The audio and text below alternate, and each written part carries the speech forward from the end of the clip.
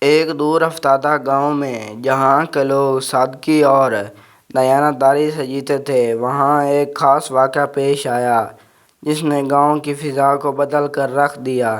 اس گاؤں میں دو دوست علی اور بلال بہت مشہور تھے۔ دونوں بچپن سے ایک دوسرے کے ساتھ رہتے تھے اور ہر معاملے میں ایک دوسرے کا ساتھ دیتے۔ علی ایک کسان تھا اور جو اپنی محنت سے اپنے خاندان کا پیٹ پالتا تھا۔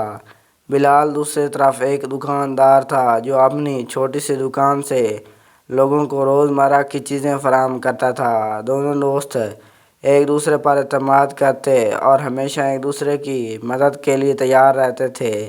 ایک دن گاؤں میں ایک بڑی تقریب کا اہتمام ہوا۔ اس تقریب میں گاؤں کے سارے لوگ شریک ہوئے۔ اسی دوران گاؤں کے سب سے امیر آدمی احمد صاحب کے گھر سے کچھ قیمتی زیورات چوری ہو گئے۔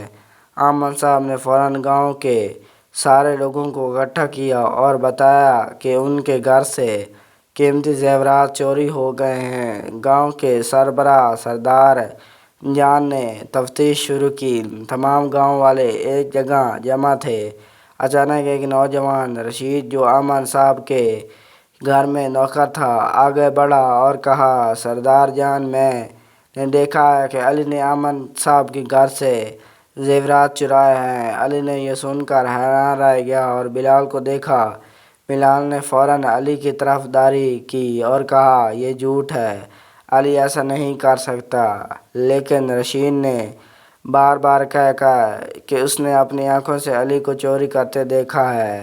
سردار جان نے علی کو گرفتار کر لیا اور کہا کہ کل صبح عدالت میں فیصلہ ہوگا۔ رات کے وقت علی بہت پریشان تھا۔ اس نے بلال سے کہا، بلال، مجھے معلوم نہیں یہ سب کیا بول رہا ہے، میں نے کچھ نہیں کیا۔ بلال نے کہا، میں تمہارے ساتھ ہوں علی، میں تمہارے بے گناہی ثابت کرنے کی ہر ممکن کوشش کروں گا۔ اگلی صبح گاؤں کی عدالت میں سب لوگ جمع ہوئے۔ سردار جان نے کیس کا آغاز کیا اور رشید کو گواہی دینے کے لیے بلایا۔ رشید نے پھر سے کہا کہ اس نے علی کو چوری کرتے دیکھا ہے۔ علی نے اپنی صفائی میں کہا، میں نے کچھ نہیں کیا، یہ سراسر جھوٹ ہے۔ بلال نے علی کی حمایت میں کہا کہ علی بے گناہ ہے، میں جانتا ہوں کہ وہ ایسا کچھ نہیں کر سکتا۔ اسی دوران ایک بزرگ حکیم، اگر آپ کو میری یہ ویڈیو اچھی لگی ہو تو چینل کو سبسکرائب ضرور کرنا اور ویڈیو کو بھی لائک ضرور کر دینا۔ صاحب، جو گاؤں کے سب سے سمجھدار شخص مانے جاتے تھے، نے کہا، مجھے لگتا ہے کہ ہمیں اس معاملے کو مزید تفتیش کرنی چاہیے، شاید اس میں سے کوئی اور راز پوشیدہ ہو۔ سردار جان نے حکیم صاحب کی بات مانی اور مزید تفتیش کا حکم دیا۔ رشید کے ساتھ کچھ سوالات کیے گئے جن میں وہ الجھتا نظر آیا۔ آخرکار حکیم صاحب نے رشید سے سختی سے پوچھا، سچ بتاؤ، کیا تم نے یہ جھوٹی گواہی دی ہے؟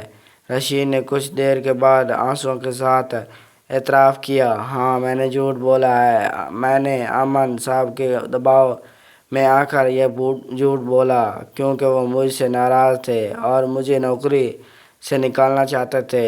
یہ سن کر سب حیران ہو گئے۔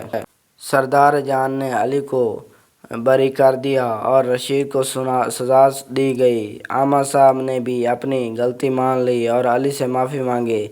اس واقعے کے بعد علی اور بلال کی دوستی اور مضبوط ہو گئی اور گاؤں والوں کو بھی یہ سبق ملا کہ جھوٹی گواہی سے کسی کی زندگی تباہ ہو سکتی ہے۔ سچائی اور دیانتداری ہمیشہ سب سے بڑی طاقت ہوتی ہے۔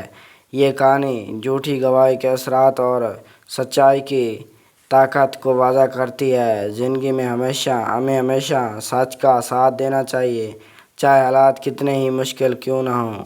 اگر آپ کو میری ویڈیو اچھی لگی ہو تو چینل کو سبسکرائب کرنا مت بھولیے گا، کیونکہ یہ ویڈیو میں نے پورا آدھا گھنٹہ لگا کر بنائی ہے۔ اگر آپ کو میرے چینل کو سبسکرائب کریں گے اور ویڈیو کو لائک کریں گے تو میری محنت کامیاب ہوگی۔